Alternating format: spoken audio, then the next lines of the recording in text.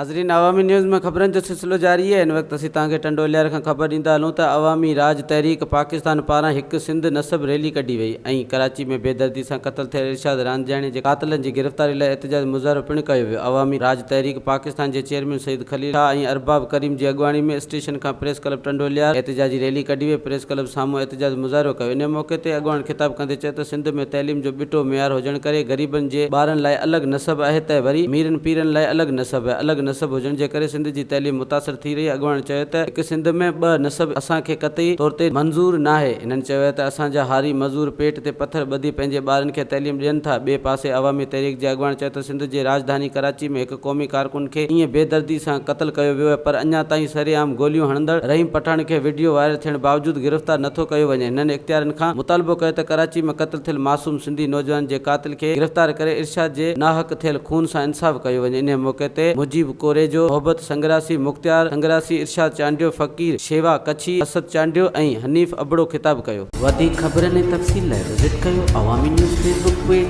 YouTube page ऐं अवामी news website.